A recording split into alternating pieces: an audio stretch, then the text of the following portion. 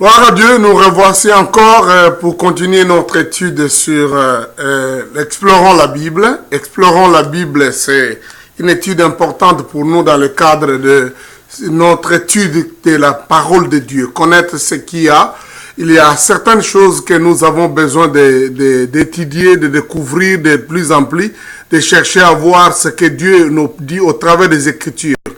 Vous comprenez que l'amour des Écritures, c'est quelque chose de très important pour moi, comme pour beaucoup de chrétiens. Donc, je vous encourage, vous qui êtes avec moi, qui suivez avec moi cette étude, de nous mettre tout le temps, d'être toujours à temps, comme je dis, d'être à temps pour suivre cette étude. Je vous annoncerai certainement les moments ou les temps, comme si nous voulons les faire d'une façon régulière, mais en ce qui me concerne, c'est une étude assez importante et vivante et très très utile.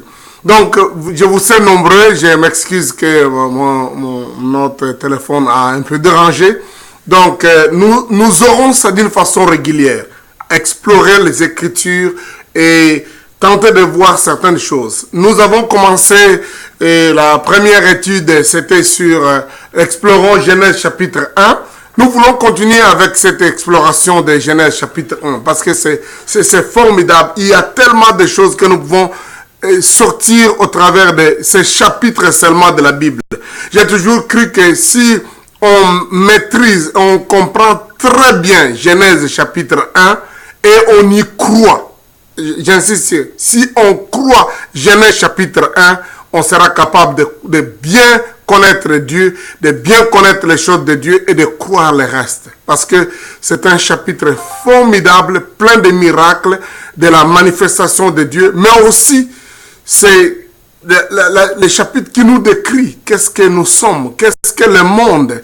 Et il y a tellement de choses que quand on voit même comment Moïse a écrit ça, on dit qu'il avait une sagesse extraordinaire qui dépassait la compréhension humaine. Donc, quelqu'un ne pouvait pas, avec des mots humains et la sagesse, intelligence humaine, d'écrire un tel récit.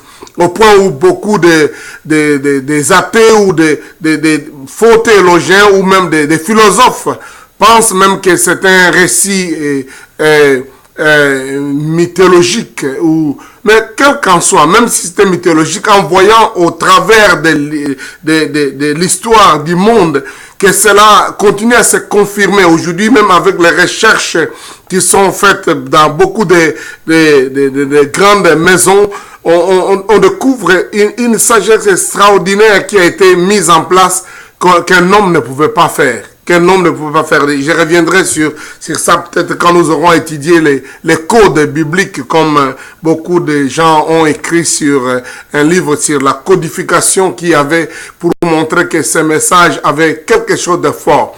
Mais je voudrais que nous sachions que quand nous parlons de codification, nous ne voulons pas dire mystérieux. Nous ne voulons pas dire quelque chose de mystique. Mais nous voulons dire une inspiration supérieure à la façon de faire des hommes.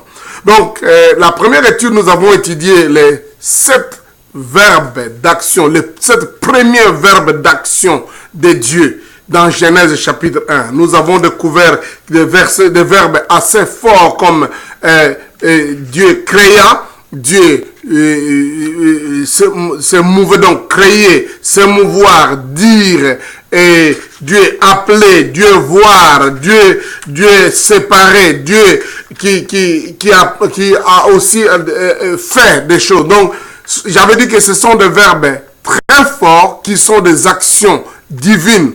Il y en a comme créer, Dieu seul est capable de le faire, mais il y en a d'autres qui finalement vont s'identifier auquel l'homme est appelé à faire ça, à avoir la vision. Aujourd'hui, nous avons des termes comme se mouvoir qui étaient dans le terme original comme incuber. Et donc, aujourd'hui, on connaît que quand un enfant naît au début avec des problèmes, on le met dans une incubation. C'est ce que le Saint-Esprit a fait à la terre lorsqu'elle était naissante.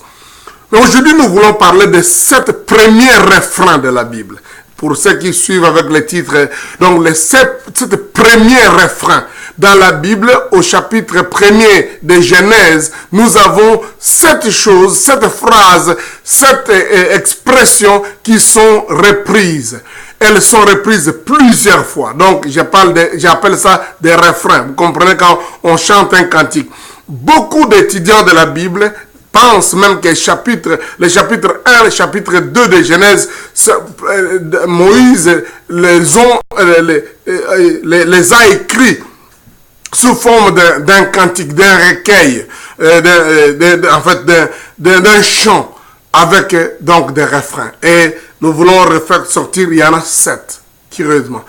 Là encore, nous reviendrons peut-être à l'avenir pour découvrir la dimension de la numérologie biblique, qui aussi n'est pas très mystérieux, mais il y a quelque chose que Dieu a des chiffres qui identifient certaines réalités profondes, et en particulier les chiffres 7. Et curieusement, au chapitre 1er de Genèse, il y a 7 refrains. 7 paroles qui sont reprises plusieurs fois. La première chose, c'est Dieu créa. L'expression Dieu créa, nous nous retrouvons ça 7 fois dans les chapitres 1 de Genèse. 6 fois, je voulais dire. 6 fois dans les chapitres 1 de Genèse. Je reviendrai sur ça. Et le deuxième terme, c'est Dieu dit. Nous le retrouvons 11 fois dans ce chapitre 1 de Genèse. Donc, nous nous retrouvons 11 fois Dieu dit. Et le troisième refrain, et cela fit ainsi, que nous retrouverons 7 fois dans ce chapitre 1 de Genèse. Donc, nous avons aussi le quatrième refrain, et Dieu vit que cela était bon, que nous retrouvons aussi 7 fois, dont la dernière fois est très bon. Mais donc, c'est un refrain aussi qu'on retrouve 7 fois dans le Genèse chapitre 1. Et le cinquième refrain, c'est ainsi il y a un soir et il y a un matin, que nous retrouvons aussi dans le chapitre 1er de Genèse 6 fois. Donc, c'est un refrain. On ne peut pas trouver dans un petit chapitre de 31 versets quelque chose qui doit revenir comme ça. Donc, c'est un refrain. Et le sixième refrain, Dieu appela. L'expression Dieu appela, donc nous le trouvons cela 5 fois dans les chapitres 1er de Genèse. Et le dernier, Dieu fit. Et Dieu fit, que nous retrouvons aussi 5 fois dans ces chapitres. Donc j'aimerais rapidement avec vous faire cette étude pour vous donner un peu où se trouvent ces mots-là, ces expressions-là. Donc nous commençons avec le tout premier, Dieu créa. Parce qu'effectivement, au chapitre 1er, verset 1er, on dit au commencement, Dieu créa les cieux et la terre. La fois passée, nous avons parlé que le verbe créer était très fort. C'est ce verbe-là, bara, qui en fait faire sortir quelque chose à partir de rien. Ex nihilo, en latin on dirait à partir de rien. Donc Dieu créa. Et cette expression, nous la retrouvons au verset 1er et puis au verset 21. Nous le retrouvons 2 fois au verset 21 et puis 3 fois au verset 27. Et je voudrais que nous puissions mettre ça un peu dans le contexte pour comprendre. Au verset 1er, on nous dit, donc en fait tous les chapitres 1er de Genèse nous parlent de la création. En fait, le chapitre 2 aussi reviendra sur ça, la création. Mais c'est d'abord au verset 1er que l'expression Dieu créa quand se retrouve. Et là, on dit Dieu créa les cieux et la terre. En quelque sorte, ici, on nous donne le résumé de tout le reste. De tout le reste du récit qui se trouve au chapitre 1er et au chapitre 2 de Genèse. Dieu créa les cieux et la terre. Les cieux tels que, donc la terre telle que nous la connaissons comme cette planète, mais les cieux tels que jusque-là on est en train encore d'explorer, de découvrir davantage. Pas seulement un ciel, mais des cieux. Aujourd'hui on parle de plusieurs galaxies, plusieurs univers, donc on parle de plus en plus de multiverses, donc on parle de plusieurs univers, on parle de plusieurs planètes, plusieurs systèmes, plusieurs voies lactées, donc où il y a des myriades d'étoiles qui sont à des millions de milliards d'années, et des scientifiques de la NASA, de plusieurs autres centres de météo de recherche spatiale ne font que découvrir Il semble même dans leur langage que l'univers est en train davantage de s'expandre, de devenir de plus en plus grand. Non, c'est faux. Dieu a créé cela, poum, en une fois. Et comme l'homme ne peut que continuer petit à petit dans les recherches, de plus en plus, ils vont continuer à découvrir plus grand et voir qu'encore plus grand. Parce que comment l'univers se répand pendant que quand ils le découvrent, ils disent, oh, ça doit avoir existé depuis autant de milliards d'années. Et formidable, Dieu créa. J'ai dit, cela venu du cœur de Dieu, de la matière première que j'appelle les riens. À partir de rien, cette matière de base, cette matière de grâce, cette matière de départ, c'était rien. Et Dieu a amené cela. Dieu créa. Comment ça s'est fait? Avec toutes les précisions, même des mouvements orbitaux qu'il y a dans ces planètes, dans ces astres, dans ces étoiles, lunes et soleil. C'est formidable, une précision extraordinaire, une sagesse au-delà de la capacité humaine. Les scientifiques croiront, accepteront que chaque appareil, chaque chose qui se trouve sur cette terre, il y a eu un inventeur. Mais ils tentent de vouloir nous faire dire que dans cet univers avec autant de précision, dans ces univers avec autant de précision, il n'y a pas quelqu'un derrière. Non, bien aimé, il faut être fou. Dieu a existé avant qu'il y ait le monde et il a fait exister le monde. Il a créé. Donc le verset 1 donne cette expression-là, créer les cieux, la terre. Donc en quelque sorte, tout ce qui va venir après, les faire, dire, déclarer, annoncer, appeler, ça se résume déjà dans ces premiers versets. Mais pourquoi alors nous retrouvons, à part ces premiers versets, deux autres versets dans lesquels Dieu parle, la Bible ou Genèse parle de créa. Nous avons d'abord le verset 21. Au verset 21, nous retrouvons qu'il dit « Dieu créa les grands poissons et tous les oiseaux vivants qui se meuvent et que les eaux produisent en abondance selon leur espèce.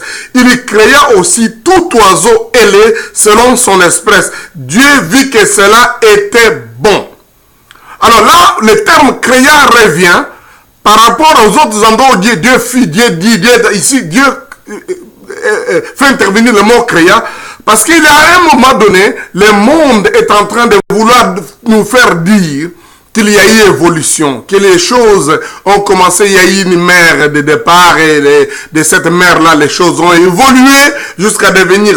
Et même quelques-uns ont tenté de convaincre certains étudiants de la Bible en disant, dans la Bible il est écrit que la terre peut produire les animaux. Parce que le verset 24 dit ça, que Dieu dit que la terre produit des animaux vivants selon leurs espèces, les bétails, les reptiles, les animaux terrestres selon leurs espèces, et cela fit ainsi, produire. Dans la façon de faire de Dieu, il a dans son service, à son service, des choses qu'il met en place pour que d'autres choses puissent continuer à se reproduire. Mais les premières personnes, les premiers animaux qui ont été les animaux vivants, Dieu nous insiste au verset 21, ça a été créé. Pas seulement une production de la terre, mais ça a été créé. Et cela est très important qu'il insiste deux fois que Dieu créa les grands poissons et il créa les animaux et tous les animaux vivants. De telle sorte que aujourd'hui, même quand on voit la mer, quand on voit les choses qui se trouvent dans la terre, comme les recherches aujourd'hui des dinosaures et tout ça, nous devons comprendre qu'effectivement, la mer, la terre, constitue un cadre approprié de vie. De telle sorte que les vies peuvent sortir et survivre dans la mer et sur la terre. Aujourd'hui, un des grands efforts que la NASA, et j'habite à quelques minutes de la NASA ici en Floride, et de beaucoup d'autres centres de recherche font, c'est de tenter de vouloir découvrir s'il y a des vies dans d'autres planètes. La NASA venait de dire, et puis de quelques chercheurs britanniques et suisses viennent de dire qu'ils viennent de découvrir un autre système qu'il y a plusieurs planètes, dont quelques-unes des planètes doivent être comme notre planète parce qu'ils sont à distance proportionnée de la possibilité de vie. Parce que les recherches qu'ils ont faites jusque-là, au Mars et tout le reste, n'ont pas donné les résultats d'avoir une possibilité de vie. Les gens cherchent une goutte d'eau alors que nous sommes sur une planète qui est en fait une planète mère. Bon, ça c'est une autre chose qu'on reviendrait peut-être à étudier encore dans ces chapitres premiers. Moi, je crois que la planète que nous appelons Terre, en réalité, est une planète mère dans laquelle la Terre est sortie. Donc, parce qu'il y a plus d'eau sur cette planète que la Terre elle-même. Et les gens cherchent dans les autres planètes où il n'y a que des rochers, ils veulent trouver s'il y a de l'eau. Alors que l'eau sur lesquelles nous sommes ou dans lesquelles notre terre à nous est en train de naviguer, on ne l'a même pas encore découvert. Et on venait de me dire il y a quelque temps que les scientifiques viennent de découvrir un 7e continent qui est au sud-est de l'Australie et Nouvelle-Zélande, qui est englouti par l'eau. Vous comprenez? Formidable. L'homme a vécu autant d'années, les scientifiques ont fait autant d'années, ils sont allés à la Lune, ils sont allés dans plusieurs endroits, ils n'avaient pas encore découvert une planète qui est à côté de nous, en fait un continent qui est sur cette planète. Oh, laissez-moi ça. Donc, il y a autre chose que les gens vont chercher là-bas. Mais dis-moi qu'ils continuent à chercher de toutes les façons, ça ne détruit pas notre foi. Je voudrais dire que la Terre et la mer, sur la planète dans laquelle nous sommes, qu'on appelle Terre ou qu'on appelle autre chose, ont été préparés pour produire davantage.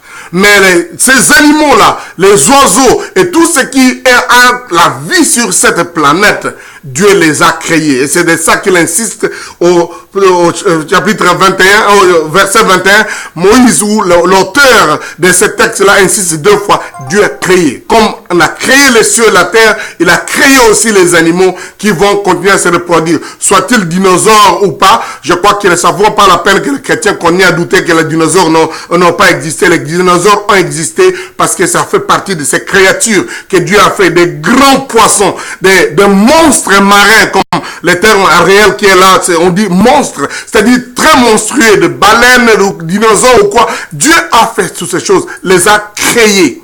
Alors, le 3e verset où le mot, l'expression Dieu créa se trouve au verset 27. Il se trouve là 3 fois. Et là encore, il est précis, il est important que ces mots-là reviennent. Au verset 27, il dit, Dieu créa l'homme à son image, il les créa à l'image de Dieu, il créa l'homme et la femme. Bon, formidable. Ça, c'est toute une étude. Peut-être nous reviendrons encore dans notre étude de Genèse chapitre 1. Je ne sais pas combien de temps ça nous prendra pour étudier Genèse chapitre 1. Mais ce qui est intéressant, c'est que le mot ici est répété 3 fois par rapport à la création de l'homme. Parce que beaucoup de gens, pour tenter de dire que nous étions une autre espèce parmi les primates et puis on a évolué jusqu'à devenir des êtres humains. Et d'ailleurs, il dit, nous ne sommes pas des créatures, nous avons été juste faits. Parce qu'au verset 22, la Bible dit, faisons l'homme à notre image, à notre ressemblance. Et Dieu a pris la terre, il a pris l'argile. Et c'est pour ça que derrière le premier homme est appelé Adam, parce qu'il est l'argile. Je reviendrai sur ça, je ne veux pas aller en profondeur, sinon nous n'allons pas terminer les 6 autres refrains. Mais Dieu montre l'importance que les verbes créés soient dits par rapport à l'homme. Parce que nous ne sommes pas une invention, nous ne sommes pas une évolution, nous ne sommes pas un mélange, nous ne sommes pas une œuvre artistique, même si de Dieu, mais nous sommes une création de Dieu. L'homme est une création de Dieu. L'homme ici, on a même précisé, ce n'est pas seulement l'homme, monsieur Adam, mais aussi l'homme à Ève. Parce qu'on dit l'homme, l'être humain, Ève. Dieu créa l'homme à son image, il le créa à l'image de Dieu et il créa l'homme et la femme. Pour que les femmes ne puissent pas croire que la Bible donnerait raison à des gens qui les prennent comme des personnes de second rang. Parce que beaucoup prétendraient pour dire, voilà, en tout cas, Dieu a créé le premier homme et puis il a tiré la femme de la côte de cet homme-là. Donc, encore, que la femme est un sous-produit. Non. Le verset dit ici que la femme n'est pas un sous-produit de Dieu, de l'homme. Dieu l'a créé aussi. Dieu l'a créé. Dans la formation, peut-être là, on parlera un peu de détails. Dans la formation, on voit l'argile, on voit tout ce qu'il y a, et puis on voit l'homme qui sommeille et qui dort, et puis après qui se réveille, qui voit la femme.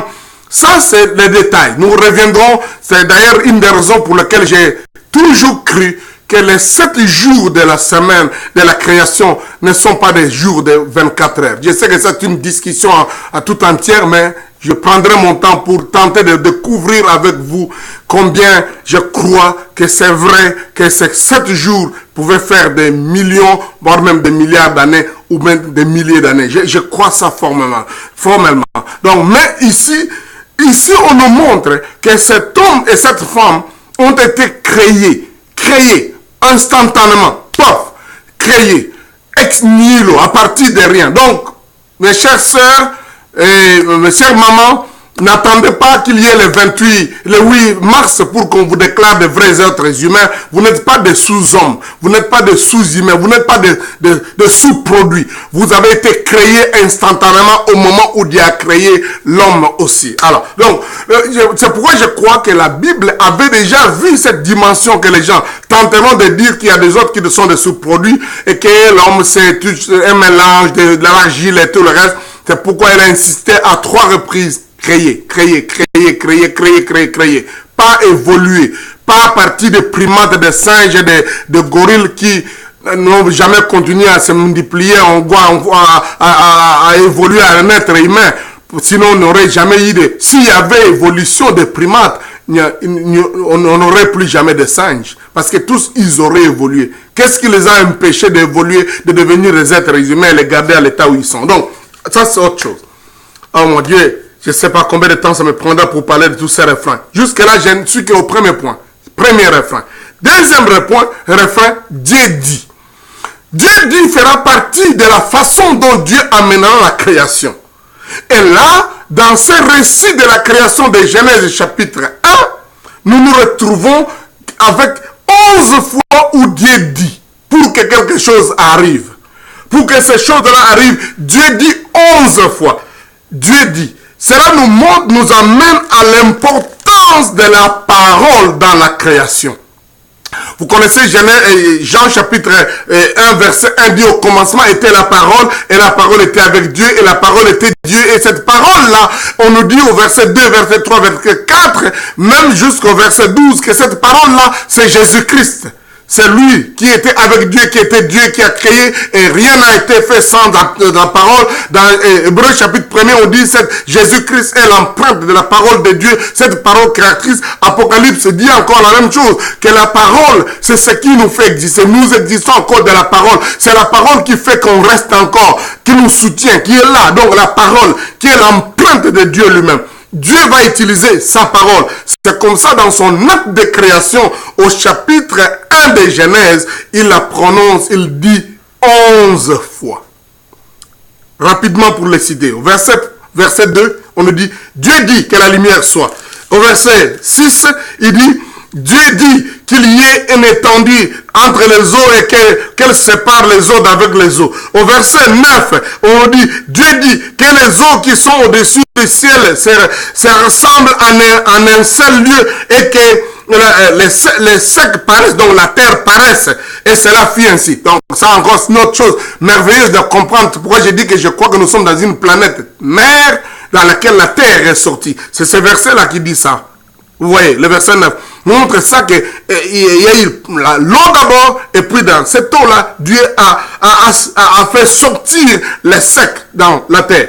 Donc, verset 11 dit ceci. Puis Dieu dit que la terre produise de la verdure, des herbes portant ceci. Donc, verset 11. Le verset 14 nous dit encore que Dieu dit qu'il y ait des luminaires dans l'étendue du ciel pour séparer les jours d'avec la nuit. Que ce soit des signes pour marquer les époques, les jours et les années. Ça, c'est la déclaration de Dieu. Dieu dit ça, il déclare, il annonce la parole. Il dit, allez, les étoiles, la lune, les soleils et tous les luminaires, les planètes. Il les a dit, il les a prononcés, il les a appelés à l'existence. Oh, formidable. Verset 20.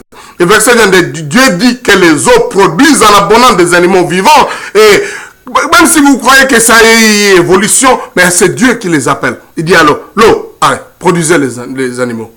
Formidable, en abondance.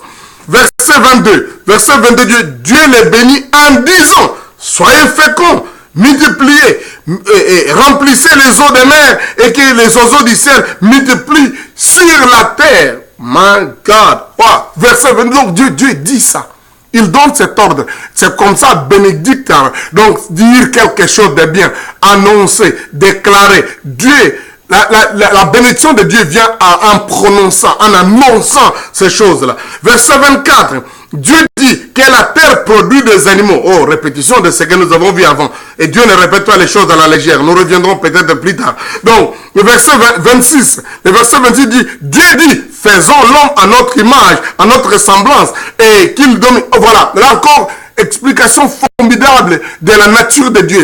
Beaucoup de gens croient que Dieu, donc Jésus-Christ c'est lui-même le Père, le Fils et le Saint-Esprit. Mais ce verset-là vous contredit totalement. Ça montre que Dieu n'a pas associé les anges pour nous créer. Dieu est trois personnes. Dieu est Trinité. Et c'est à ce moment-là qu'il se dit, c'est dit lui-même, le Dieu Elohim, c'est-à-dire Dieu pluriel, Dieu Père, Fils et Saint-Esprit. Faisons l'homme à notre image, à notre ressemblance. Donc, il n'a pas parlé de ça en collaboration avec les anges. Non. C'est lui-même, Dieu. Il dit, faisons l'homme. Donc, ça, c'est très important aussi. Donc, il y a eu ce que j'appelle le conseil divin. Le conseil de Dieu où ils ont parlé, ils ont cherché. Ils ont dit, bon, faisons l'homme. Faisons l'homme à notre image, à notre ressemblance.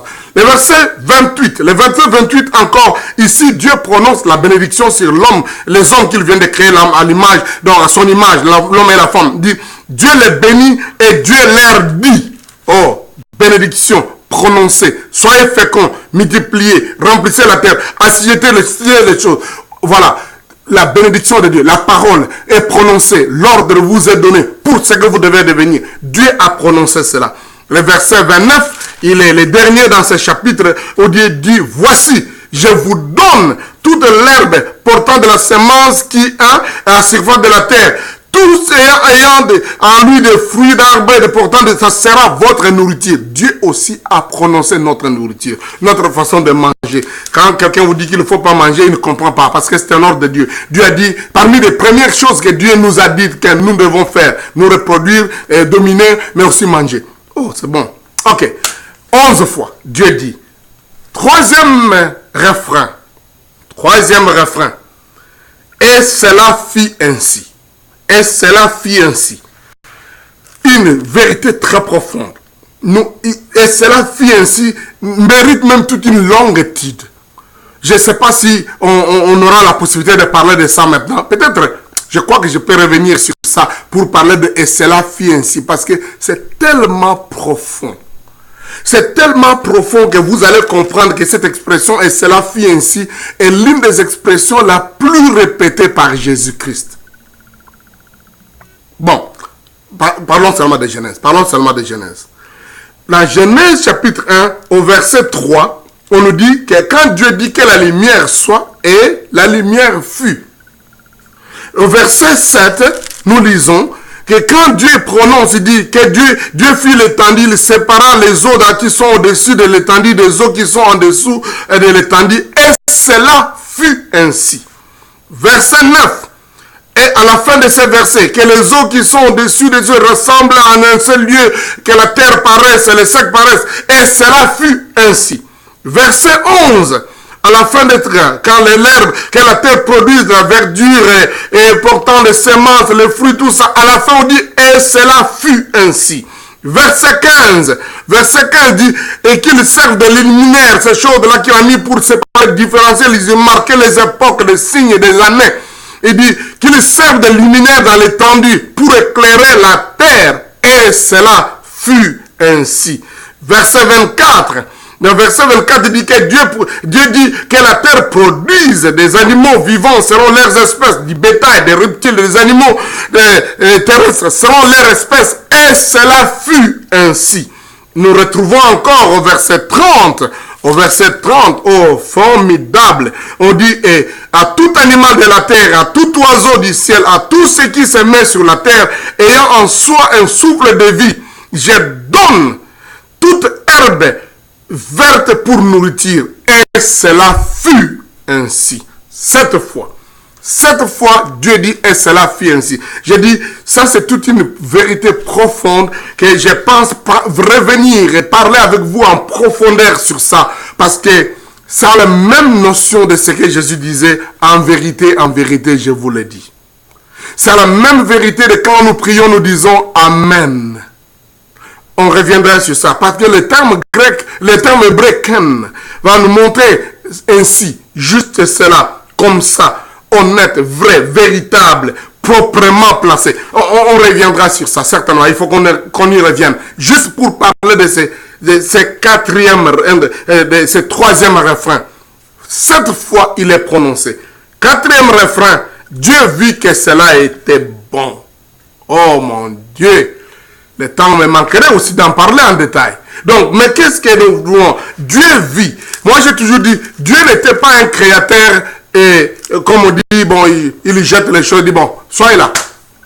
Mais c'était un créateur qui savait évaluer, avec une fierté d'avoir de ce qu'il a fait. Il vient voir, il évalue, il dit, oh, c'est bon, c'est juste exactement comme j'aurais voulu. Il inspectait, il évaluait sa création et dit, Dieu vu que cela était bon, Dieu constate, Dieu affirme, Dieu est content de voir et il voit que cela est bon. Et quand ce n'est pas bon, il remarque, il dit, non, ce n'est pas bon que l'homme ne soit pas seul. Il faut que je fasse quelque chose qui va amener que l'homme soit content. Et quand Dieu met l'homme et la femme ensemble, il dit, c'est très bon.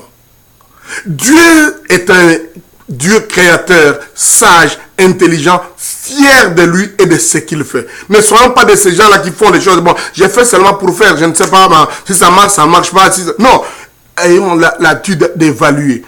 Évaluons ce que nous faisons. Donc, mon travail, vous savez, c'est parler, c'est prêcher. Souvent, quand je prêche, j'enregistre, je viens m'écouter moi-même, je dis, oh, ça c'était très bon. Oh, ça c'était...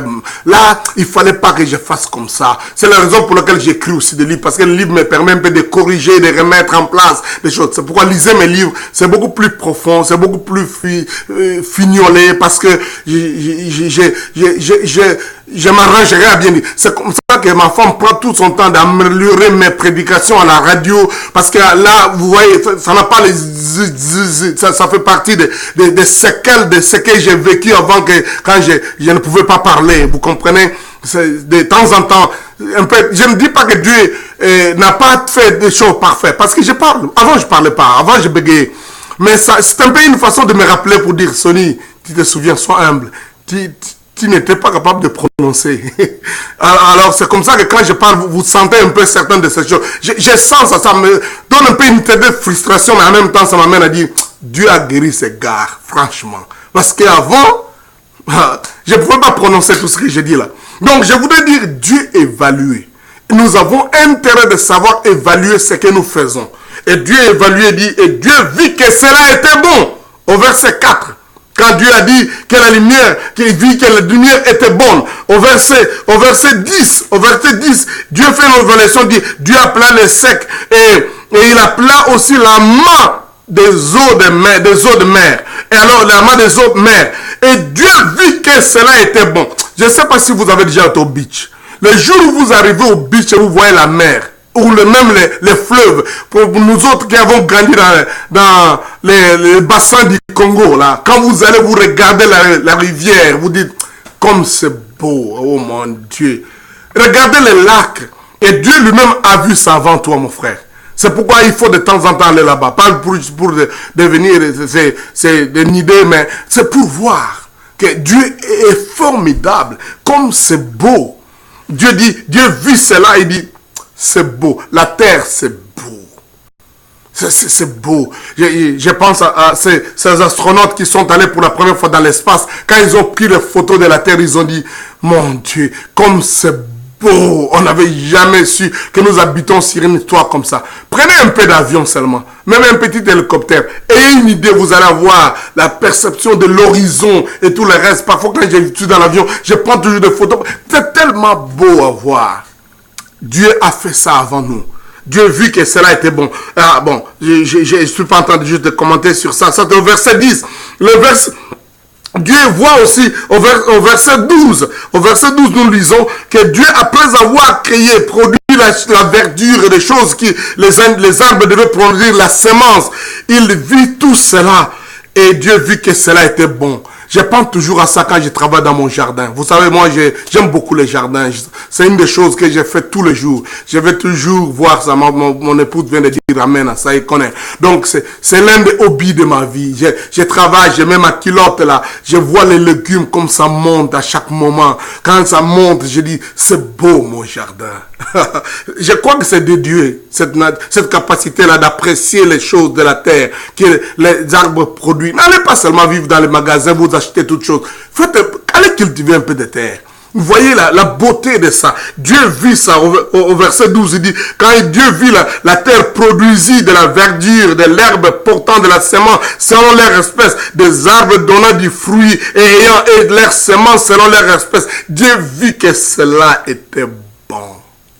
Oh my God, c'est bon. Verset 17. Au verset 17, c'est la même chose. Dieu plaçant ses luminaires, là, les tours, la lune, les étoiles, les soleils. Et quand il plaça ces choses dans l'étendue du ciel pour éclairer tout cela, il voit comment ça va présider toutes ces choses-là. Donc Dieu voit, ça c'est bon de faire ça. Alors, donc verset 18, il dit, pour présider les jours et au jour et à la nuit, et pour séparer la lumière d'avec les ténèbres. Et Dieu vit que cela était bon. Avez-vous déjà assisté à des feux d'artifice? Ce que nous appelons les fireworks. Quand tu vois comment ça monte dans l'espace, tu dis, oh, c'est beau ça. Et ça, c'est juste ce que les hommes ont fait. Mais c'est comme ça que Dieu a vu ces luminaires, cette grandeur, ce glamour, et dit, comme c'est bon. Oh, c'est bon ce que je viens de faire. Comme la lumière du soleil. Vous voyez les levées du soleil. Si vous êtes comme moi, vous prenez beaucoup d'avions, parfois on voyage, on arrive très tôt matin, vous voyez les levées du soleil. Ou si vous ne pouvez pas, allez quelque part, vous pouvez voir comment c'est beau. Voyez la lune, voyez toutes ces choses. Dieu a vu ça, il a dit, c'est beau. C'est comme ça qu'il y a la tentation des gens qui tentent d'adorer ces choses-là. Non, le culte des astres est une honte, est une façon où... Et il est vrai qu'il y a un émerveillement de voir ces choses, mais nous ne devons pas adorer ça. Adorer Dieu, adorer Dieu. Ces choses-là, ces luminaires, Dieu les a créés, les a placés. Lui-même a vu que c'est bon. Donc, quand vous voulez les adorer, vous diminuez Dieu. Romain dit, au lieu d'adorer les vrais dieux, ils adorent les quadrupèdes, les luminaires et tout ça. N'adorez pas ces choses, pas des astres. N'allez pas chercher des histoires d'horoscopes et des zodiaques et tout ça. Non, non, c'est la bassesse. Au contraire, louez Dieu pour ça. J'aime beaucoup. Vous savez, le compositeur de Dieu Tout-Puissant, quand mon cœur considère, l'histoire nous dit qu'il était du côté de la Norvège. Il a vu il a vu comment le soleil était beau. Et après quelques temps, il y a eu changement. La pluie est tombée et des tonnerres ont commencé à tomber. Dans cette poudre, il est tombé par terre, il est retourné. Il a vu ces eaux qui allaient, il a composé le cantique. Il dit, tout l'univers que ta main a créé, les ciels d'azur, les étoiles, les tonnerres, toutes ces choses-là. Il dit, quand je vois toutes ces choses-là, de tout mon être s'élève quelque chose pour t'adorer, pour te louer, pour t'exalter. Je ne peux pas adorer ces choses-là, mais je t'exalte, que tu es grand, que tu es bon. Dieu a fait cette même évaluation. Je parle de ces cantiques-là qui étaient composés. Il est maintenant connu dans le monde entier, chanté dans plusieurs langues. Ça a été composé par quelqu'un qui a contemplé les merveilles de la nature, qui a contemplé ce que Dieu a fait. Il a dit, comme c'est beau, comme c'est bon. Et il n'est pas la première à faire ça, parce que Dieu lui-même, après avoir vu ces choses-là, il a dit, oh, que c'est bon, que c'est beau. Donc, mais le temps me manquerait. Ça, c'était au verset 21. Le verset 25, c'est la même chose. Dieu voit les animaux, il fit les animaux de la terre, selon leur espèce, les bétails, toutes ces choses, les reptiles de la terre, selon leur espèce. Et Dieu vit que cela était beau. Oh, c'était bon.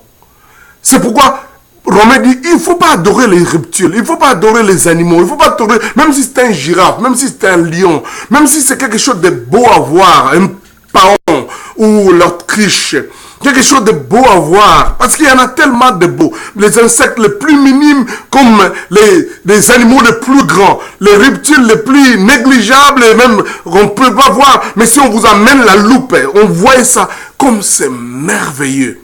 Il faut adorer le Seigneur. Et pas ces reptiles, pas ces choses. Il y en a même qui adorent les serpents. Oh mon Dieu, j'étais au Bénin, j'ai été voir les gens là dans les temples de Python, ils adorent les serpents. J'ai dit, mon Dieu, c'est quoi ça? Les Indiens qui adorent les bœufs, les singes, ça c'est ridicule. Dieu a vu que ces choses-là étaient déjà beaux. Il l'a mis à notre disposition pour qu'on voie. C'était bon. Dieu a aimé ça. Mais il a créé pour que par ça nous puissions voir sa grandeur, sa capacité de créer. Le verset 31, le verset 31 qui est pratiquement le dernier verset de la Bible, on dit, quand Dieu a fait tout cela, il vit tout ce qu'il avait fait. Et voici, cela était très bon. Très bon, en fait, pour dire, plus rien à ajouter. C'est suffisant, c'est parfait. Quand ça se reproduira, ça sera merveilleux. Les fleurs, les animaux, ça sera toujours beau. Dieu a mis cette beauté, cette bonté, il a évalué ça. Donc, c'est le quatrième refrain. Dieu a lui-même chanté ce refrain. Le quatrième refrain. Cinquième, nous allons avancer rapidement. Ainsi, il y eut un soir et il y eut un matin. J'ai dit, quand l'expression Dieu vit que cela était bon, c'est 7 fois. Et cela fut ainsi 7 fois. Maintenant, ainsi, il y eut un soir et il y eut un matin, c'est 6 fois. Ça, c'est même l'un des versets, l'un des textes sur lesquels je m'assois. Ceux qui me connaissent avec la restauration, je prêche ça. C'est les versets. À un moment donné, j'ai l'impression que je dors sur ces versets-là. Ainsi, il y a un soir et il y a un matin. Mon livre, que je peux trouver quelque part ici, Principe de la restauration, parle de ça en détail. Lisez ça. Principe de la restauration. Je parle de ces. Il y a un soir et il y a un matin. 300 pages. 300 pages. Donc, je ne saurais pas parler de 300 pages ici maintenant. Vous comprenez vous-même. Donc, et Dieu dit ça dans Genèse, chapitre 1er, 6 fois. Au verset 5, pour dire le premier jour, ainsi il y. Donc, il y a un matin et il y a un soir, ce fut le premier jour. Au verset 8, on nous dit, Dieu appela l'étendue et le ciel, ainsi il y eut un soir et il y eut un matin, ce fut le second jour. Nous lisons ça au verset 13.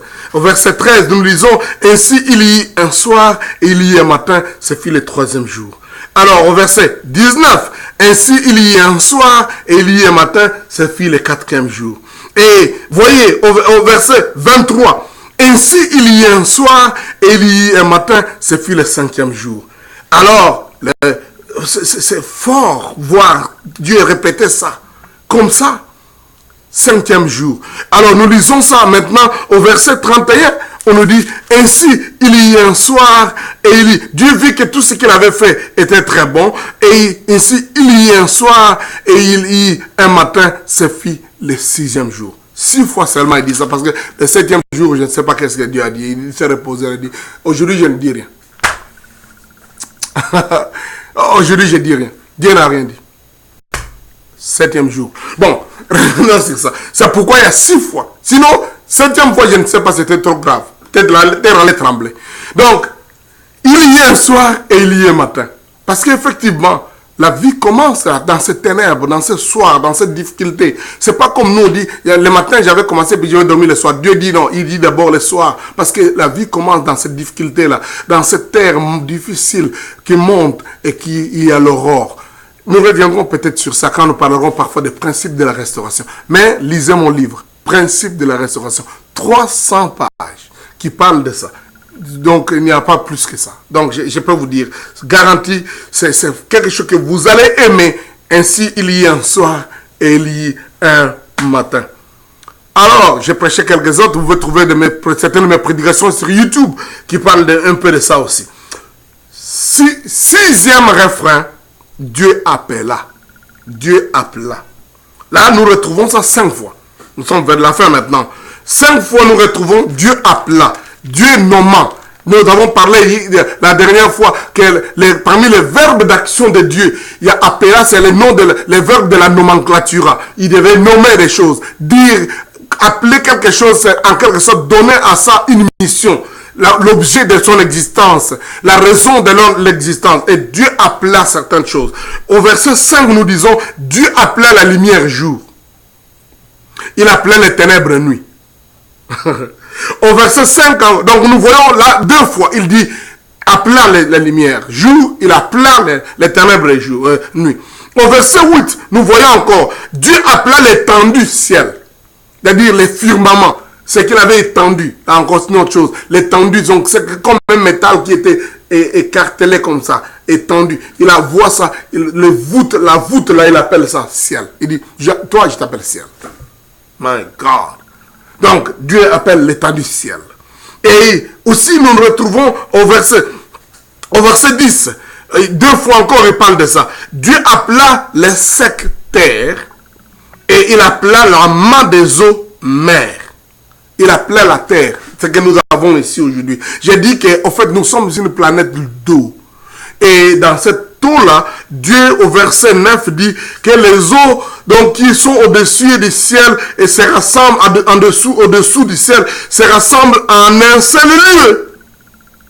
Et que les secs paraissent pour que la terre ici paraisse. Quand cette sec-là est sortie, Dieu dit, alors ça, c'est terre. Et c'est comme ça que quand les scientifiques ont voulu décrire notre planète, ils ont dit, nous sommes sur la planète Terre. Non, nous sommes juste sur... La Terre, c'est juste un petit produit de tout ce qui était là ensemble. Et il appela sa terre. Il appela sa terre. Terre.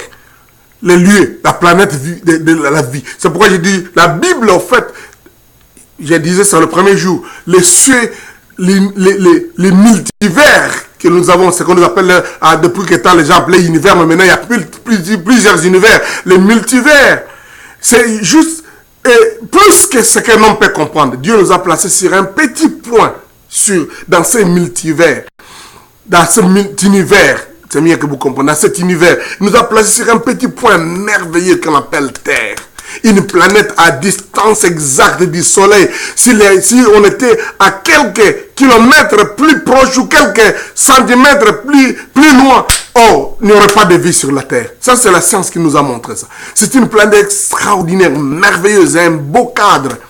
Malgré que la méchanceté des hommes, la façon de faire des hommes, a même de temps en temps Dieu d'amener des cataclysmes, des jugements, et qu'un jour nous serons partis ailleurs. Mais de toute façon, Dieu ne détruira jamais la terre pour toujours. La Bible dit, cette terre ici passera, il fera encore une autre. Parce que c'était tellement beau, c'est tellement utile.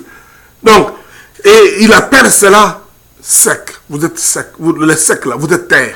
Et il appelle aussi cette partie des eaux, de la main des eaux qui sont restées, la mer. Donc Dieu appelle, il montre, il donne une mission. C'est ça, vous existez pour telle raison, pour telle mission, vous êtes telle chose. L'appellation définit la chose, je vous l'ai dit. Et le verset 10 présente l'appel. Donc, verset 5, 2 fois, verset 8, 1 fois, verset 10, 2 fois, ça fait 5 fois, Dieu appela. Et le dernier des refrains, c'est Dieu fit. Le verbe faire. Nous avions parlé de ça dans l'étude passée. Dieu fit. Et ici, nous voyons dans son processus de création, Dieu n'a pas seulement dit, mais il a fait. Ça nous montre un peu l'anthropomorphisme, c'est-à-dire Dieu a les mains, a des choses, il fait les choses. Il fait des choses, quand on dit il fait beau, qui fait beau? Qui fait que le temps soit beau? Il y a quelqu'un qui fait ça. C'est là, le travail de ce Dieu-là. Jésus disait, mon Père travaille encore, c'est pourquoi je continue à travailler. Et il le fait. Notre Dieu est un Dieu actif. Il fuit les chairs, il fait ceci, il a fait cela, donc tout ce que nous voyons aujourd'hui a été fait. C'est-à-dire, ce n'est pas sorti au hasard. Même quand on dit qu'il a appelé, il a dit les choses, les gens croient qu'il a donné un impératif. Soleil, viens. Non, non, non. Il a voulu que ça soit. Je reviendrai sur ça lorsque je parlerai de cela fut ainsi. Parce que il y a une différence dans notre perception. Nous pensons que quand Dieu a donné les commandes ou l'ordre à la lumière, que la lumière soit, c'est comme si la lumière était quelque part, il lui a donné. Donc Dieu a, cette commande-là, c'est une commande de volonté. Il a voulu que ça soit. Il dit, lumière, viens. Mais à d'autres choses, il prend le temps de faire ça. Il fait ça. Donc, et ce n'est pas que c'est moins important ce qui a été dit par rapport à ce qui était fait. Mais nous voyons là, le Dieu que nous servons est un Dieu multisystème. C'est pourquoi il peut vous guérir instantanément par une parole. Il peut aussi intervenir par étapes pour que vous voyez la guérison. Il peut vous bénir instantanément par une grâce, mesure de grâce et bénir. Mais il peut vous bénir aussi au travers du travail, les œuvres que vous faites et la bénédiction de Dieu fait. Donc Dieu est un Dieu multisystème. Il est capable de manifester et de faire venir, comme à la création. Il a utilisé plusieurs systèmes. Pas seulement dire, pas seulement appeler, mais aussi faire. Il a fait. Au verset 7, nous lisons du chapitre 1er de Genèse. Donc Dieu fit l'étendue. Vous voyez, il a prononcé beaucoup de choses. Il a créé les cieux et la terre. Mais maintenant, pour faire le firmament, la voûte que nous voyons, ce que nous appelons ciel, il a fait ça. C'est comme si il est entré dans son atelier, il a fait cet habit-là, ce métal-là. La Bible dit qu'il roulera ça un jour comme un bout de papier, comme un habit. Il roulera ça. Il a fait ça. Il a décoré ça. Il a aplati ça ou rendu ça circulaire ou comment même. Il a étendu ça. Cette voûte-là. Il a fait ça. Oh mon Dieu! Avec quelle sorte de métal, l'instrument il a utilisé. Mais avec ses mains, la Bible dit, les mains de l'Éternel ont créé les cieux, ont créé le firmament. Les mains de l'Éternel. Donc, ok. C'est pourquoi aujourd'hui, quand on guérit quelqu'un, on dit la main de l'Éternel a touché cette personne. L'Éternel, par son doigt, a exercé son ordre. Donc, Dieu fait. Au verset 16, deux fois il est dit, Dieu fit les deux grands luminaires. Le soleil et la lune. Il dit, Dieu fit les deux grands luminaires, les plus grands luminaires pour présider au jour et les plus petits luminaires pour présider à la nuit. Et il fit aussi les étoiles. Il fit. Donc, les étoiles, c'est pas juste prononcé comme la lumière. Vous voyez, là, la décision montre la différence entre les étoiles et la lumière. La lumière, Dieu dit que la lumière soit et le fit là. Mais maintenant, pour le soleil, pour la lune, pour les étoiles, Dieu a fait ça. C'est comme ça que quand vous voyez ces recherches des scientifiques et des grands astronautes, quand ils voient ça, ils sont émerveillés.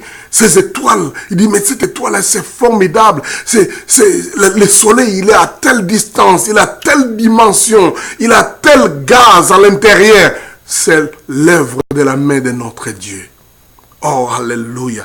Comme ma soeur disait là, waouh. Comme c'est beau. Dieu fit cela. Et on nous montre aussi dans les versets, il fait donc j'ai dit, la lune, le soleil, les étoiles, fut fait par Dieu. Par les mains formidables de Dieu. Les mains puissantes. Ces étoiles qui ont qui sont non seulement des milliers et des millions d'années pour atteindre, mais qui, en termes de dimensions, sont des dimensions incalculables.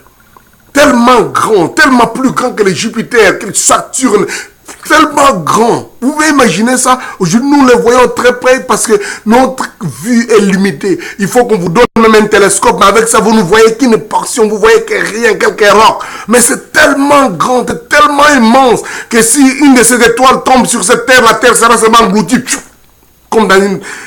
Et ça, Dieu l'a fait. Et Dieu a fait aussi, au verset 26, il dit, faisons l'homme à notre image. Chef-d'œuvre de Dieu. Après qu'il ait fait toutes ces autres choses, nous ne sommes pas les créatures en retard. Mais vous voyez, dans la création, il y a évolution. En fait, je parle d'évolution dans des progrès. Et nous sommes cette dernière des créations. Donc, et Dieu dit, faisons l'homme à notre image, à notre ressemblance.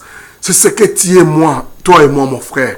toutes les petites choses qu'il y a dans notre tête, dans nos cœurs, dans nos cerveaux, sur notre peau, tous ces petits tissus. David dit, tu m'as tissé comme un tisserand extraordinaire. Je suis une créature merveilleuse. Lisez ça, Psaume 139. À partir du verset 11, il dit, mais une science est au-dessus de ma portée. C'est plus grand. Notre tête, c'est plus que n'importe quel ordinateur qui a déjà été fait. Même ce qui sera fait. Ça n'atteindra jamais le cerveau de l'homme.